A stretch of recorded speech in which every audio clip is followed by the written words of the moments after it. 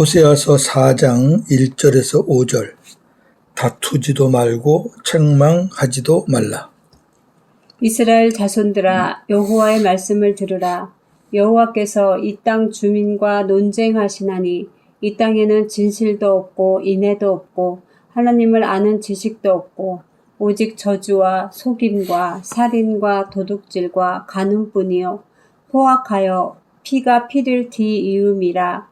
그러므로 이 땅이 슬퍼하며 거기 사는 자와 들짐승과 공중에 나는 새가 다 쇠잔할 것이요 바다의 고기도 없어지리라.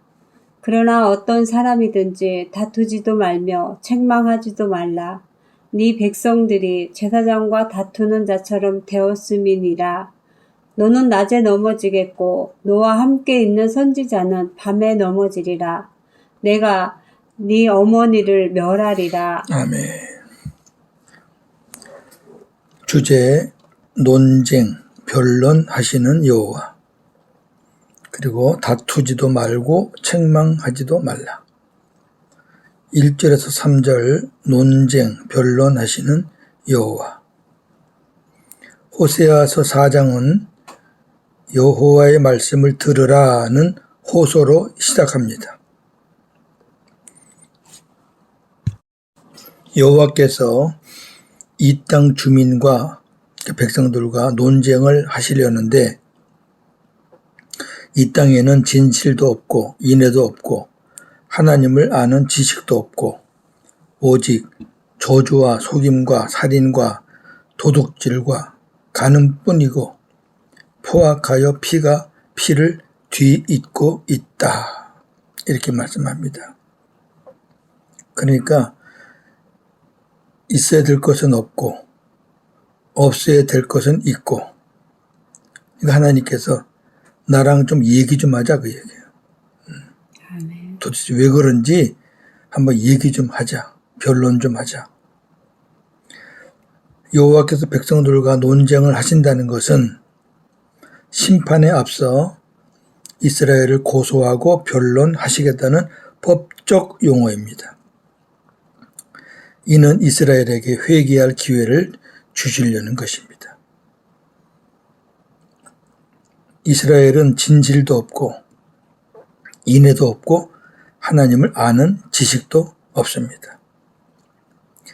진실은 진리를 말하는 것이고 인애는 사랑과 자비, 긍휼을 의미합니다.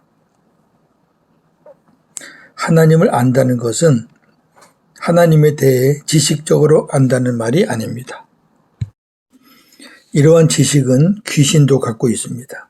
야고보서 2장 19절. 네가 하나님은 한 분이신 줄을 믿느냐? 잘하는도다. 귀신들도 믿고 떠느니라. 아멘. 또 이러한 지식은 스스로 지혜 있다고 하는 자들도 갖고 있습니다. 로마서 1장 21절에서 23절. 하나님을 알되 하나님을 영화롭게도 아니하며 감사하지도 아니하고 오히려 그 생각이 허망하여지며 미련한 마음이 어두워졌나니 스스로 지혜 있다 하나 어리석게 되어 썩어지지 아니하는 하나님의 영광을 썩어질 사람과 새와 짐승과 기어다니는 동물 모양의 우상으로 바꾸었느니라. 아멘. 그러니까 하나님을 안다는 게 그냥 하나님의 존재에 대해서 나 알아. 그걸 말하는 게 아니라 그 말이죠. 우리가 하나님을 안다는 것은 이렇습니다. 하나님과 하나가 되어 일단 하나가 되어야 돼요. 하나가 되려면은 우리가 새 언약의 복음을 믿고 깨달아야죠. 그 다음에 그 하나님을 마음에 두고 내 마음에 계셔야죠. 하나님을 사랑하고 또 그의 계명을 지키는 것을 말합니다. 아멘. 이것이 하나님을 아는 겁니다. 아멘. 하나하나 보겠습니다. 요한일서 4장 16절. 하나님이 우리를 사랑하시는 사랑을 우리가 알고 믿었노니 하나님은 사랑이시라. 사랑 안에 거하는 자는 하나님 안에 거하고 하나님도 그의 안에 거하시느니라. 아멘. 하나님이 내 안에, 내가 하나님 안에. 아멘. 요한일서 4장 7절 8절. 사랑하는 자들아, 우리가 서로 사랑하자. 사랑은 하나님께 속한 것이니 사랑하는 자마다 하나님으로부터 나서 하나님을 알고 사랑하지 아니하는 자는 하나님을 알지 못하나니 이는 하나님은 사랑이심이라. 아멘. 사랑하는 것이 하나님을 아는 것이고 사랑하지 않는 것은 하나님을 모르는 것이다 그랬죠.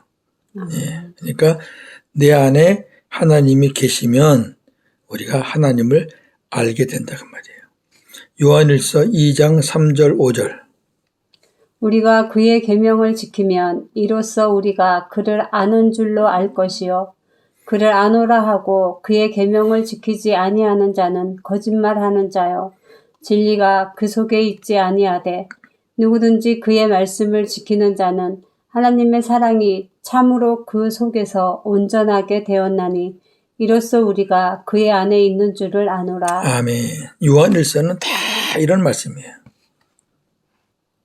우리가 하나님의 계명을 지키지 않으면 그건 하나님을 아는 게 아니다 그 말이에요. 우리가 계명을 어떻게 지키느냐?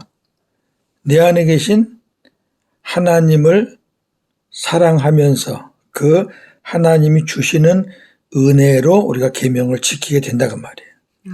모든 것이 다 하나님이 우리 안에 계실 때 일어날 수 있는 일들이에요. 그러니까 우리가 하나님을 안다라는 것은 하나님이 나와 하나가 되어서 내 안에 계신다. 여기서 시작이 돼야 되는 겁니다. 그러니까 복음이 아니면은 하나님을 아는 게 아니죠. 우리가 신학교에서 저도 신학을 좀 많이 했지만 교리적으로 하나님을 많이 배웠잖아요. 뭐 신론도 배우고 삼위일체론도 배우고 많이 배웠어요.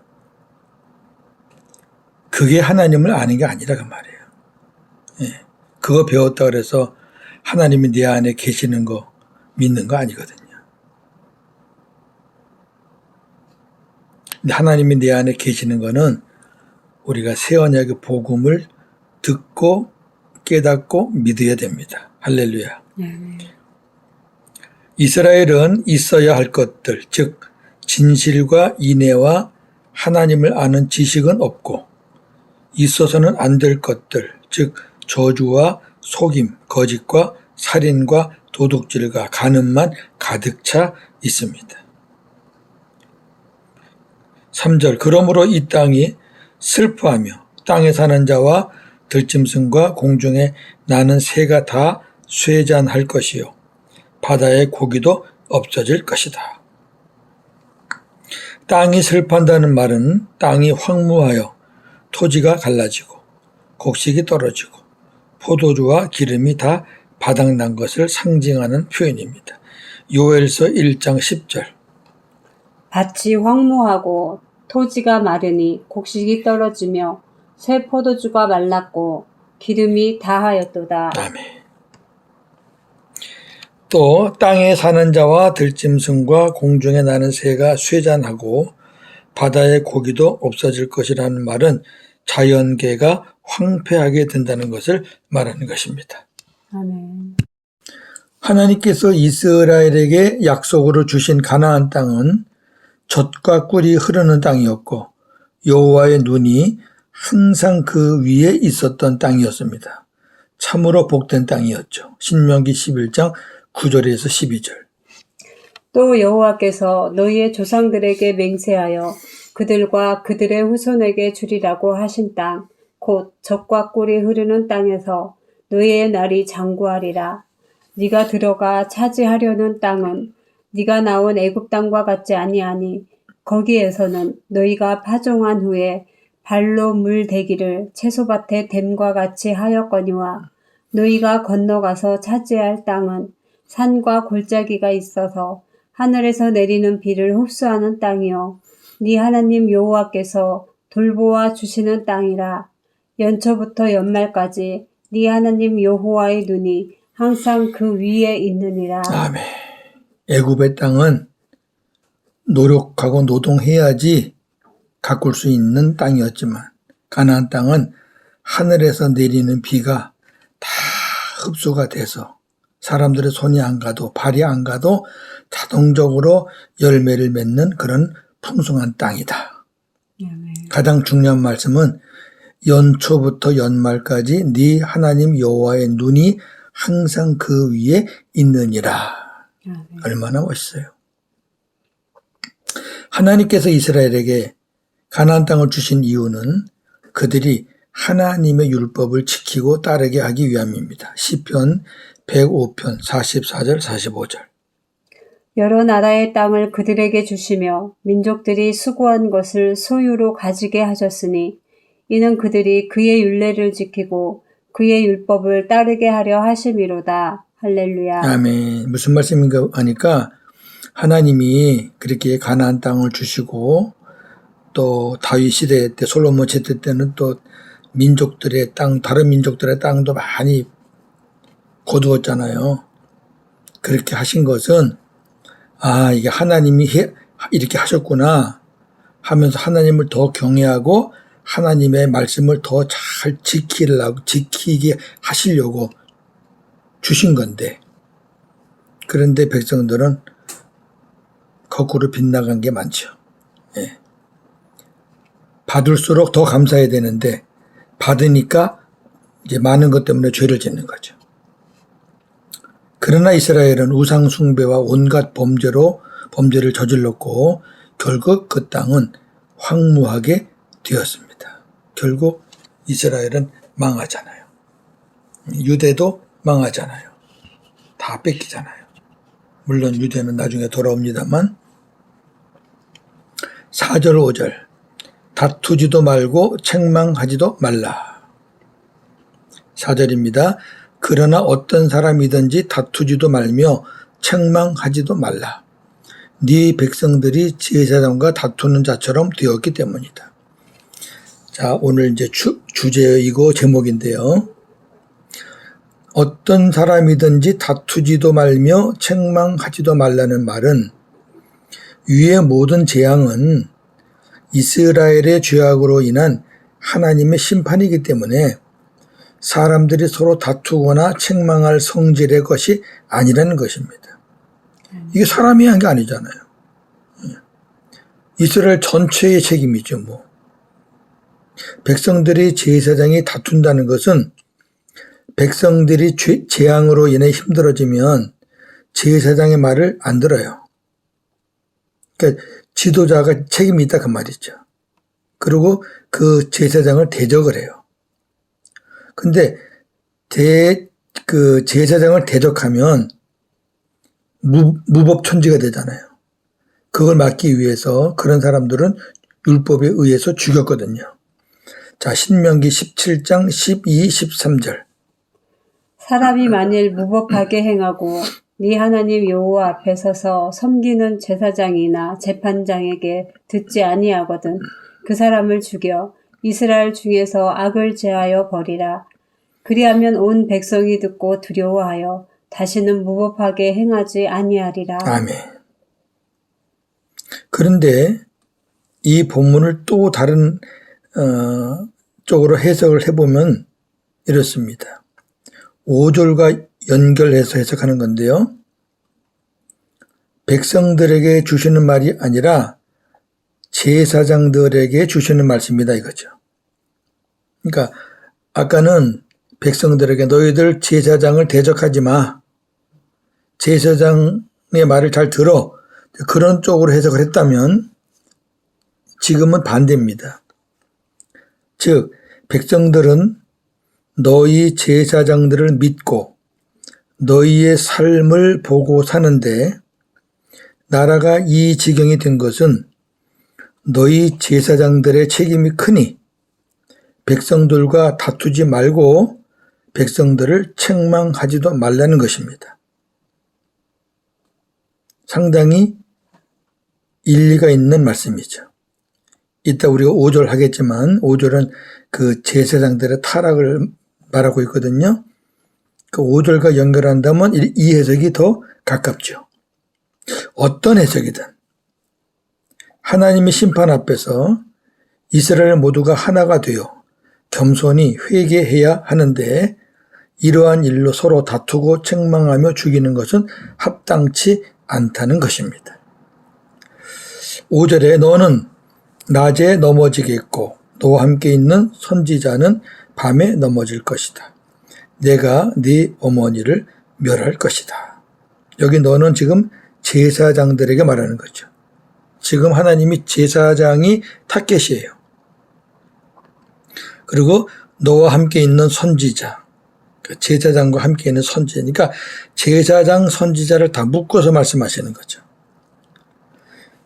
자, 너는 낮에 넘어지겠고 너와 함께 있는 선지자는 밤에 넘어질 것이라는 말은 제사장이나 선지자들이 거룩한 직임을 등지고 밤낮 가리지 않고 독주와 포도주에 취해 비틀거리며 계속 넘어지고 있다는 것입니다. 이사야 28장 7절 9절. 그리하여도 이들은 포도주로 말미암아 엿걸음치며 독주로 말미암아 비틀거리며 제사장과 선지자도 독주로 말미암아 엿걸음치며 포도주에 빠지며 독주로 말미암아 비틀거리며 환상을 잘못 풀며 재판할 때에 실수하나니 그들이 이르기를 그가 누구에게 지식을 가르치며 누구에게 도를 전하여 깨닫게 하려는가 저 떨어져 품을 떠난 자들에게 하려는가. 아멘. 이게 그 당시에 종교 지도자들의 모습이에요. 네. 선지자와 제사장은 같이 가잖아요. 왜? 같은 급이니까 위에서 같이 군림하는, 백성들을 위해 군림하는 자들이니까. 내가 네 어머니를 멸할 것이라는 말은 이스라엘을 멸망시키겠다는 것입니다. 오늘 말씀 여기까지요. 정리합니다.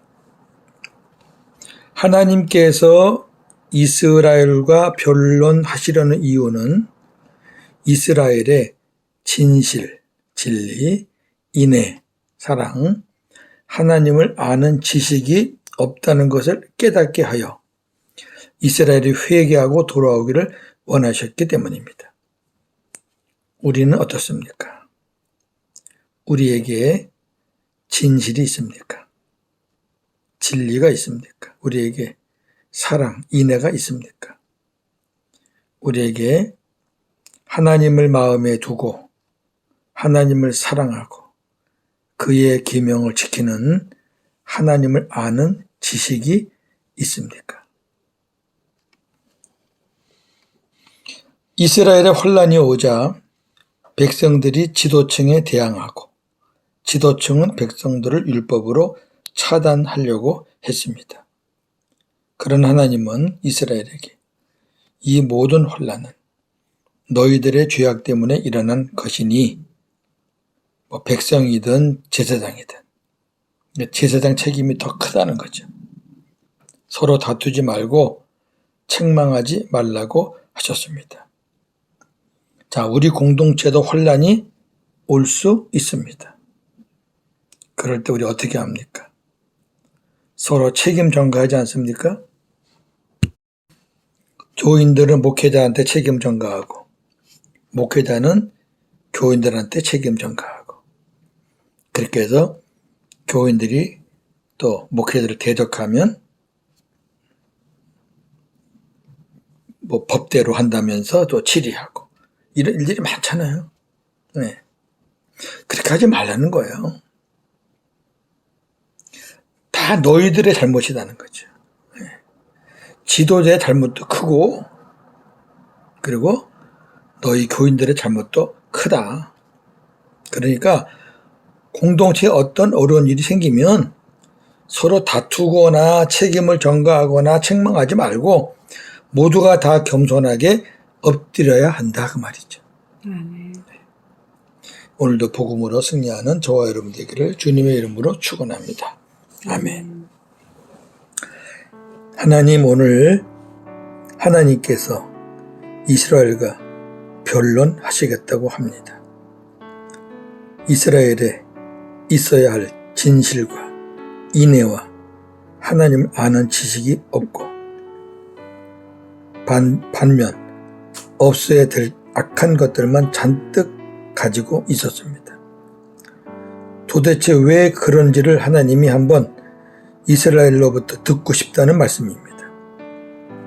그 이유는 심판하시기 전에 이스라엘이 깨닫고 회개하고 돌아오기를 원하셨기 때문입니다.